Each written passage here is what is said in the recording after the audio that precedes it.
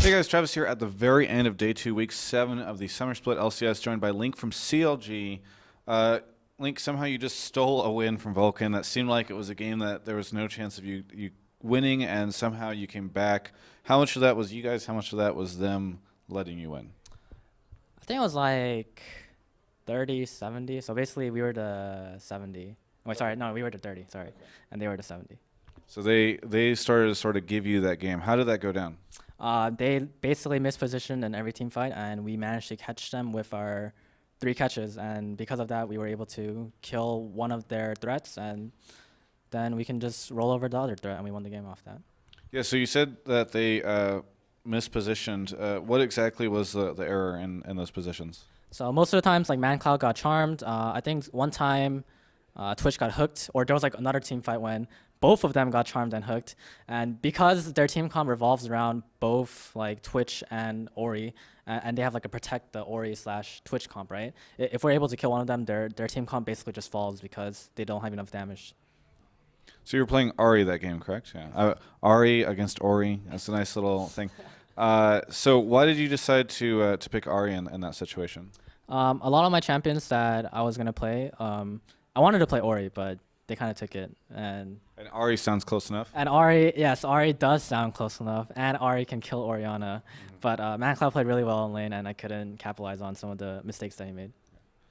You had a triple kill early on in the game. Do you want to talk about that? Yes, so that blue buff skirmish, we basically were able to come back in the early game and hold off some pressure. They managed to take a lot of our towers during the early game phase because they just had better map movement, and they were able to take like dragons, and because they just had a better skirmishing team. And because of that, we were able to come back, and I was able to hold off and create pressure for the mid game so Ezreal could get farmed. So after that game, Vulcan came out, and they seem a little upset. We'll say that.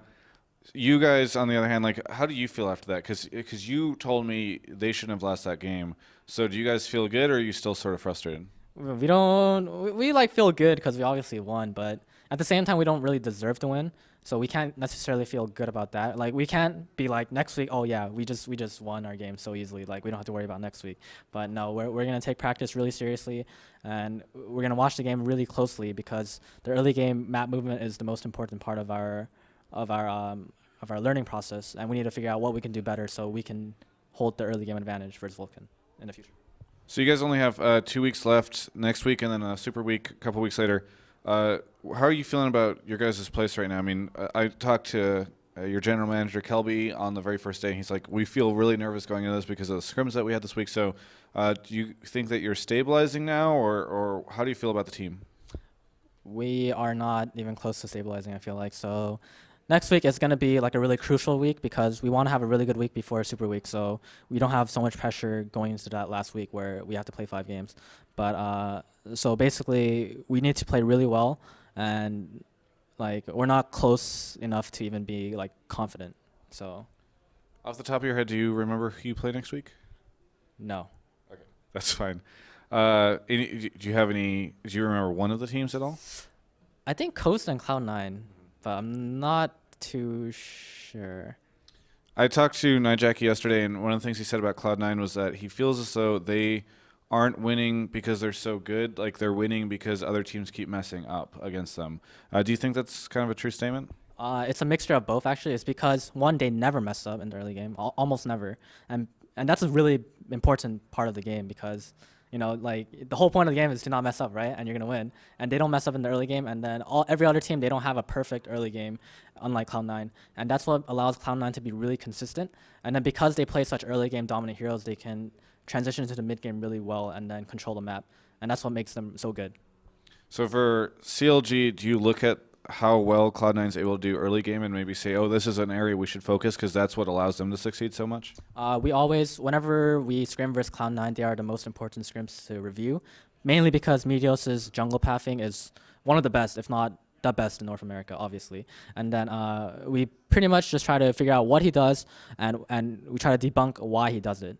And then through that, we understand why Cloud9 or how they do it. And obviously, we can't replicate it 100% because we don't understand it completely. But we try to do it as much as possible so we get a better grasp at understanding the game, and then we can try to implement it into our own game so we can be better. So, I've asked, you just mentioned Meteos. I kind of want to bring this up just because it's been a conversation. A lot of people, applaud Meteos' play in the jungle, especially against North American junglers. But I think there's a general consensus that North America as a region has kind of a weak jungler pool. Where do you think Meteos is like amongst the international level? Like, is he just sort of like the least bad jungler, or is he actually pretty good? Like, could he go over to Korea and get some respect? I actually think he's like one of the top junglers in the world because like his movement is like really really good, and like on that team he's like the way he plays it's almost like it's like beautiful to watch, and I don't even know how to explain it. Very good. So, just sort of wrapping up the interview, you have any shout-outs, plugs you want to say? Shout out to our sponsors, Azubu, iBuyPower, Razer, and NZXT. Very good. Thank you very much for the interview. Congratulations on the win. Even if it was a 30-70, it's still a win. For everyone, this is Travis. At the very end of Week 7 in the LCS Summer Split, you can check out the rest of our coverage at GameSpot.com/LCS.